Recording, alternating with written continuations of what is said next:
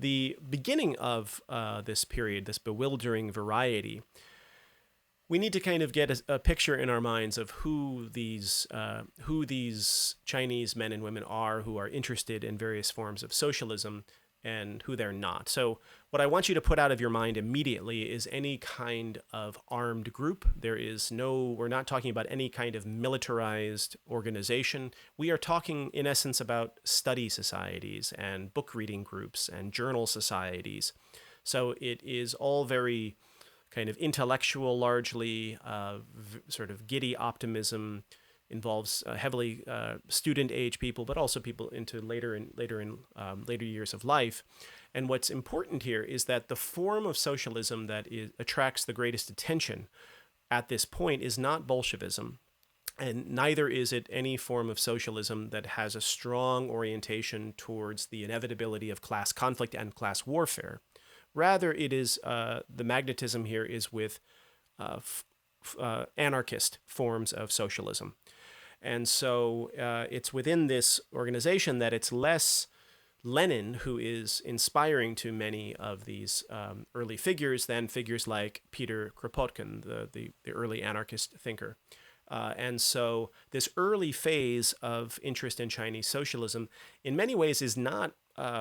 necessarily a forerunner to the formation of the Chinese Communist Party, because the Chinese Communist Party, when formalized, will be a Marxist-Leninist organization that will share much in common with the Bolshevik organization and Bolshevik form of socialism as practiced in Moscow and the Soviet Union. In this early phase, we have a very different set of interests and concerns by Chinese New Culture movement activists and students. There are some in this, again, this giddy era and this highly prolific and very critical era of the New Culture movement, the May 4th movement, who are, in a certain sense, allergic to this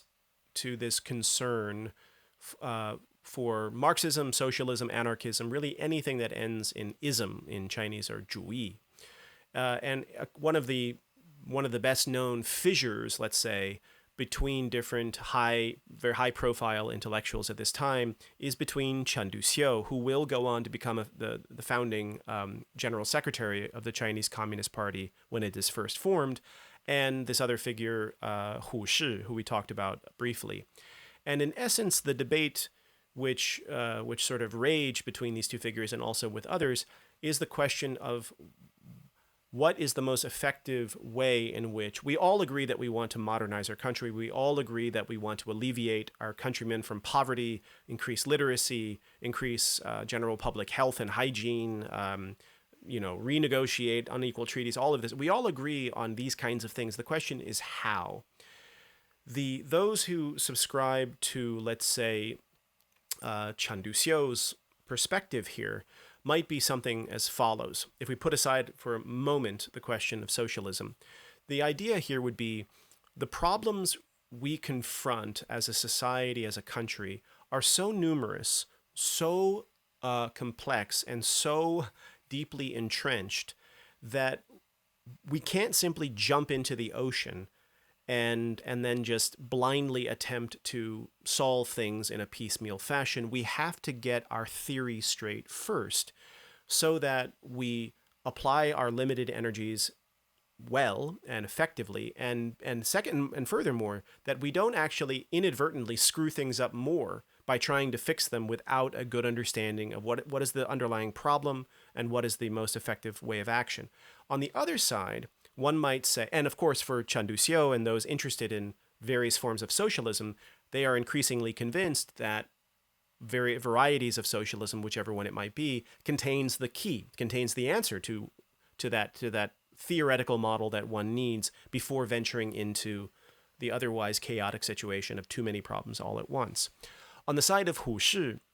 you could imagine him, he's sometimes referred to as a pragmatist, which is, that's all fine and good, but all I see are a bunch of sort of, pale-skinned intellectual types in tea houses talking at length, which seems to be more about their own egos and their own sense of, if we use contemporary parlance, they seem more concerned with being woke than actually helping anyone. And so maybe we shouldn't sit around all day and debate which ism, which 主义 is the key, we should apply our energies, as limited as they are, to solving the problems we face. Yes, we might screw things up, but nothing is served by us hanging out in these tea houses all day or fighting with each other in journals.